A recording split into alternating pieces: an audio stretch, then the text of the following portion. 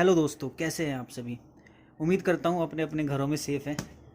आज हम company accounts start करने वाले हैं। 12th क्लास की कंपनी अकाउंट्स जो सेकंड बुक है हमारे पास। ये जो बुक है वो बहुत इजी है। आपके पेपर में बहुत अच्छा वेटेज है, 15 to 20 मार्क्स का वेटेज है और बहुत ईजी बुक है। इसमें फर्स्ट चैप्टर है accounting for share capital, second chapter है issue of debenture and third chapter है रिडेम्पशन ऑफ डिबेंचर। आज हम टॉपिक स्टार्ट करने वाले हैं अकाउंटिंग फॉर शेयर कैपिटल। दोस्तों, अकाउंटिंग फॉर शेयर कैपिटल जो आज हमारी पहली क्लास है अकाउंटिंग फॉर शेयर कैपिटल की, और ये बहुत ज़्यादा इंपॉर्टेंट है। आज मैं आपको इतना बेसिक समझाऊंगा जो कि पूरे चैप्टर का बेस होगा। अगर आज आपने अच्छे से समझा तो आपको ये चैप्टर बहुत ज़्यादा आसान लगने वाला है। तो चलिए दोस्तों, स्टार्ट करते हैं accounting for share capital. Let's begin. Accounting करनी है हमें किसकी? शेयर कैपिटल की। ठीक है, चलो दोस्तों, मैं आपको एक बात बताता हूँ। कंपनी होती है एक, कंपनी जो है वो फॉर्म होती है किसके पास? आरओसी के पास। कंपनी बनती है आरओसी के पास। आरओसी कौन है? Registrar of company. Registrar of company. मैं आपको ये नहीं बता रहा कि कंपनी का क्या मतलब है, कंपनी की डेफिनेशन पे नहीं जा रहा मैं, बस हाँ आपको इतना बता रहा हूँ फिलहाल के लिए कि कंपनी है, कंपनी रजिस्टर्ड होती है आरओसी के पास। आरओसी हमारी कंपनी को रजिस्टर्ड करता है, तो इसे हम बोलते हैं रजिस्ट्रार ऑफ कंपनी, जो हमारी कंपनी को क्या करता है? रजिस्टर्ड करता है। ठीक है, अब हमारी कंपनी रजिस्टर्ड हो गई, पर आरओसी किस बेस पर हमारी कंपनी को रजिस्टर्ड करता है? आरओसी हमारे डॉक्यूमेंट्स चेक करता है कि अच्छा ये कंपनी बनने के लायक है, ये क्या काम करना चाहता है, ये सारी चीज़ें हमारे हमारे बारे में, हमारी जितनी भी नॉलेज है वो चेक करता है। फिर वो सब चेक करने के बाद आरओसी हमें रजिस्टर्ड कर देता है कंपनी में। ठीक है, आरओसी रजिस्टर्ड करते टाइम एक अमाउंट होता है, उस अमाउंट से हमें रजिस्टर्ड करता है। जैसे फॉर एग्जांपल हमारी कंपनी है X Y Z limited, X Y Z limited है और वो आरओसी के पास रजिस्टर्ड हुई है। तो एक अमाउंट होता है, जिस अमाउंट से कंपनी को आरओसी रजिस्टर्ड करता है उस अमाउंट को कहते हैं ऑथराइज्ड कैपिटल। जी हाँ दोस्तों, जिस अमाउंट से आरओसी हमारी कंपनी को रजिस्टर्ड करता है, एक फिक्स अमाउंट होता है, फिक्स अमाउंट से आरओसी हमारी कंपनी को रजिस्टर्ड करता है और उसको कहते हैं हम authorise capital. For example XYZ limited को आरओसी ने 5 लाख रुपीज से रजिस्टर्ड किया, तो एक्सवाईजेड लिमिटेड की ऑथराइज कैपिटल है 5 लाख रुपीज। इसका मतलब यह है कि एक्सवाईजेड लिमिटेड अपने पूरे जीवन काल में 5 लाख रुपए से ज़्यादा नहीं लगा सकती। हाँ, अगर कल को एक्सवाईजेड लिमिटेड को अपने पैसे ज़्यादा लगाने हैं तो आरओसी से दोबारा से परमिशन लेनी पड़ेगी, अपना ऑथराइज कैपिटल बढ़ाना पड़ेगा। ओके दोस्तों, तो आप समझ गए हो कि ऑथराइज कैपिटल क्या होता है। दोस्तों, मैं आज इस चैप्टर का आपको ऐसे ऐसे पॉइंट बता दूंगा कि आज ये पहली वीडियो देखते ही आप इस चैप्टर के क्वेश्चन न्यूमेरिकल करना स्टार्ट कर दोगे। जी हाँ दोस्तों, मैं आपके टाइम वेस्ट नहीं करूँगा, आपके 2-3 क्लासेस नहीं लूँगा कि पहले मैं आपको थियोरिटिकल समझाऊँ उसके बाद सीधा मैं न्यूमेरिकल पे आऊँ। नहीं, आज मैं आपको इतना समझा दूंगा कि आप सीधा प्रैक्टिकल क्वेश्चन कर सकते हो। ओके दोस्तों, ऑथराइज कैपिटल का मतलब समझ गए। इस ऑथराइज कैपिटल को हम नॉमिनल कैपिटल भी बोलते हैं, नॉमिनल कैपिटल, या फिर हम इसको रजिस्टर्ड कैपिटल भी बोलते हैं। ठीक है दोस्तों, चलिए समझ में आ गया आपको ऑथराइज कैपिटल क्या होता है। उसके बाद दोस्तों आगे जो हम इसके बाद है हमारा, अब ये जो पैसा है एक्सवाईजेड लिमिटेड के पास, ये जो पैसा ये अपने पास जो लगा सकती है कंपनी, क्या वो एक्सवाईजेड लिमिटेड के पास इतना पैसा है? भाई एक मैंने तो छोटा सा अमाउंट लिया है, कंपनियां तो बड़े बड़े अमाउंट लगाती है, बहुत पैसा लगाती है, मैंने तो एक छोटा सा अमाउंट लिया है। एक्सवाईजेड लिमिटेड 3 आदमी, एक्सवाईजेड लिमिटेड 3 बंदे हैं। अब 3 बंदों के पास यार 5 लाख रुपए तो नहीं है। हमारी जो कंपनी है, देखो पब्लिक कंपनी है और एक प्राइवेट कंपनी होती है। प्राइवेट कंपनी जो होती है बच्चों, जो प्राइवेट कंपनी है वो पब्लिक से पैसे रेज नहीं करती, यानी कि पब्लिक से पैसे नहीं लेती। प्राइवेट कंपनी अपनी जेब में से पैसा लगाती है, अपना खुद प्राइवेट। एक्सवाईजेड लिमिटेड अगर प्राइवेट होते तो इसका मतलब वो अपनी जेब में से खुद से पैसा लगा रहे हैं। लेकिन एक्सवाईजेड लिमिटेड जो हमारी कंपनी फॉर्म हुई ना आरओसी के पास, वो मैंने माना है, जो हमारी बुक्स है वो पब्लिक कंपनी की बात करती है। तो पब्लिक कंपनी है तो इसका मतलब एक्सवाईजेड लिमिटेड ये जो पैसा रेज करेगी वो पब्लिक से करेगी। ठीक है, मान लो एक्सवाईजेड लिमिटेड है, उसके पास इतना पैसा तो है नहीं, तो क्या करेगी? पब्लिक से पैसा रेज करेगी। पब्लिक से पैसा रेज करने के लिए एक्सवाईजेड लिमिटेड अपने ऑथराइज कैपिटल को शेयर्स में कन्वर्ट कर लेगी। शेयर्स, शेयर्स में कन्वर्ट करने का मतलब है कि मान लो कि XYZ लिमिटेड का जो शेयर्स है, जो शेयर है वो 100 रुपीज़ का है, 100 रुपीज़ का एक है। तो इसका मतलब total number of share, XYZ limited के पास टोटल नंबर ऑफ शेयर कितने होंगे आप बताओ। टोटल नंबर ऑफ शेयर्स है 5000।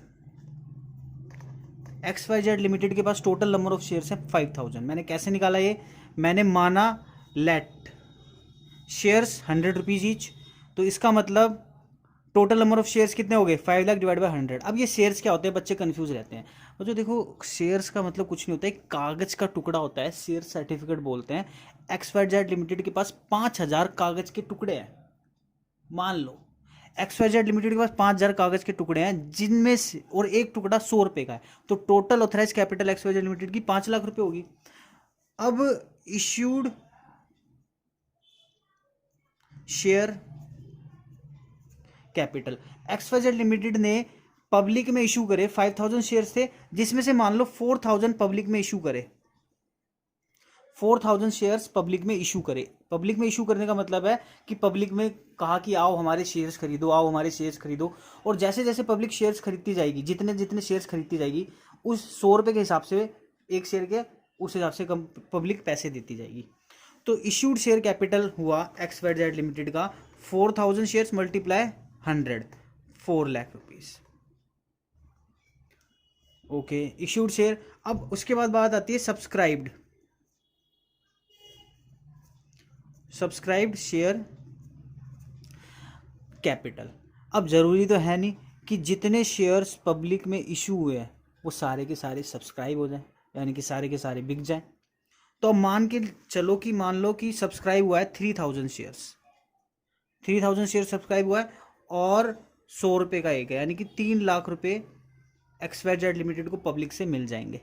सही है ना, XYZ लिमिटेड का भी काम चल गया, और पब्लिक भी अब उस कंपनी की जितने शेयर्स पब्लिक ने खरीदे उतने शेयर से पब्लिक मालिक बन गई। तो बहुत इजी प्रोसेस है।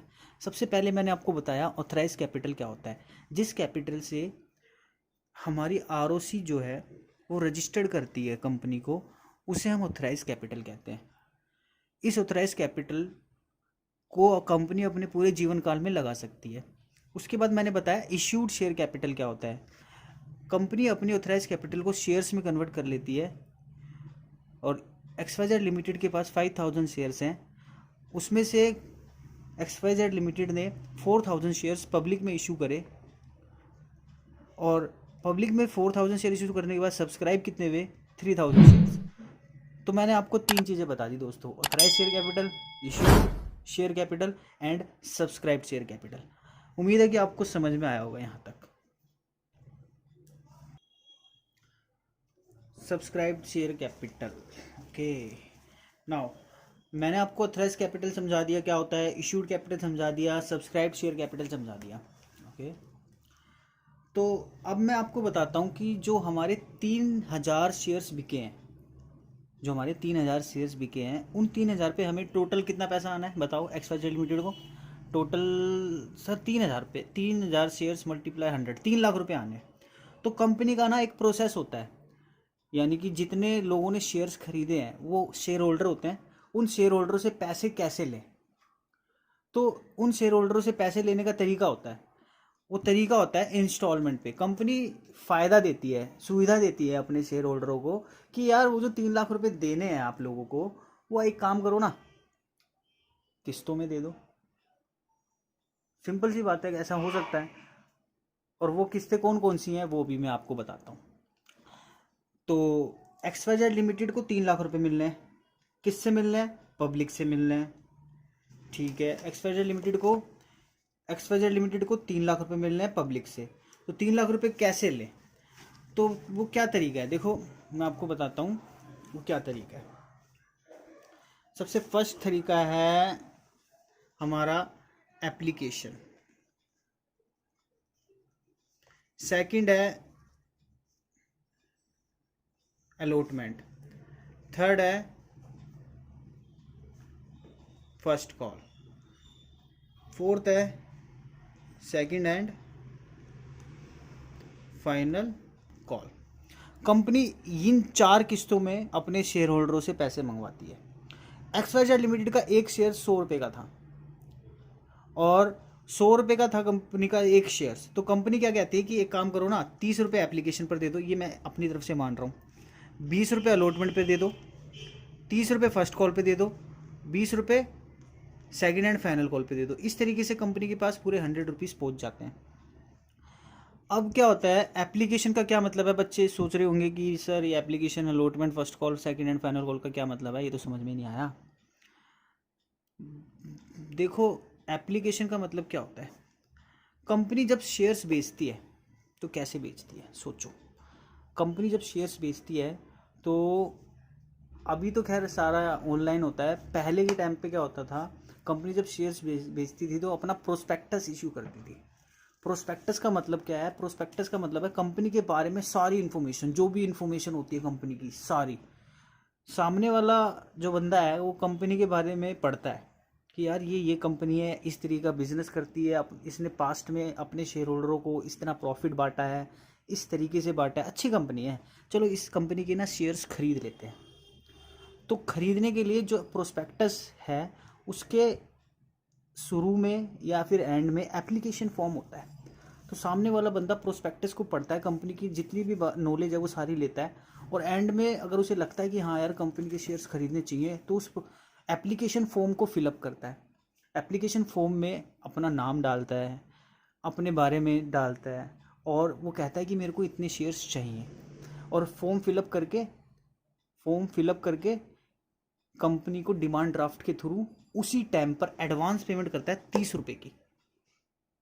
मान लो मैंने कंपनी के बारे में पढ़ा, XYZ लिमिटेड के बारे में, मुझे कंपनी अच्छी लगी, तो मैंने क्या किया, मेरे को 100 शेयर चाहिए थे, 3000 में से मैंने चलो 500 शेयर खरीदे, 100 नहीं 500 शेयर्स, तो 3000 में से 500 शेयर मैंने खरीदे।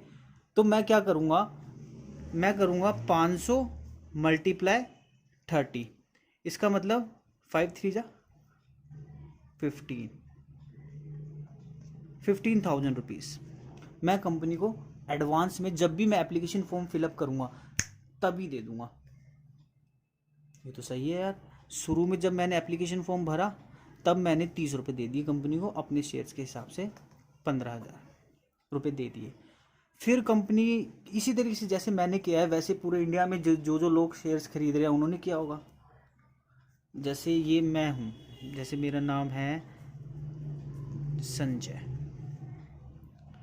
मैंने 500 शेयर्स खरीदे। उसी तरीके से विजय है, उसने भी 500 शेयर्स खरीदे, तो विजय भी क्या करेगा, 15,000 रुपये, जब उसको भी अच्छे लगे उसने 15,000 रुपये अपने एप्लीकेशन फॉर्म के थ्रू, डिमांड ड्राफ्ट के थ्रू कंपनी को एडवांस में दे दिए।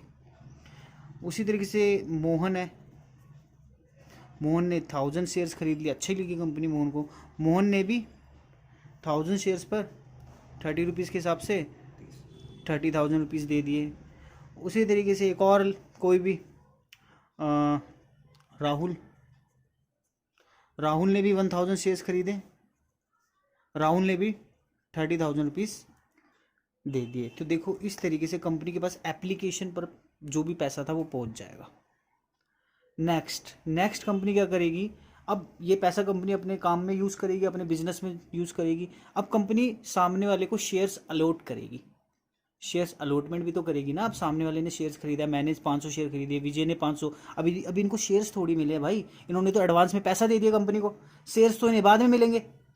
तो जब शेयर्स अलॉट करेगी कंपनी तो अलॉटमेंट पे 20 रुपये मंगवा लेगी, तो अलॉटमेंट पे फिर संजय कितने देगा, फिर अलॉटमेंट पे 500, ये तो एप्लीकेशन पे हो गया, ये अलॉटमेंट पे हो जाएगा। संजय देगा 500 × 30, 15,000, सॉरी 20 है ना अलॉटमेंट, 10,000 रुपीज़। उसी तरीके से बाकी के पार्टनर जो भी हैं जिन्होंने शेयर्स खरीदने हैं वो देते रहेंगे। अब कंपनी क्या करेगी, 1-2 महीने बाद अलॉटमेंट जब शेयर्स कर देगी, अलॉटमेंट पे 20 रुपये मंगवा लिए, 30 रुपये मंगवा लिए। अब 1 महीने बाद कंपनी कॉल करेगी, फर्स्ट कॉल बोलते हैं इसको, कंपनी कॉल करेगी, हाँ भाई फर्स्ट कॉल पे पैसे दे दो, तब मैं दे दूंगा फर्स्ट कॉल पे 30 रुपये। फिर वैसे ही 1-2 महीने बाद जो भी टाइम पीरियड होता है, इसका एक फिक्स टाइम पीरियड होता है, उसके बाद 20 रुपये। इस तरीके से कंपनी एक शेयर पर 100 रुपये मंगवा लेती है।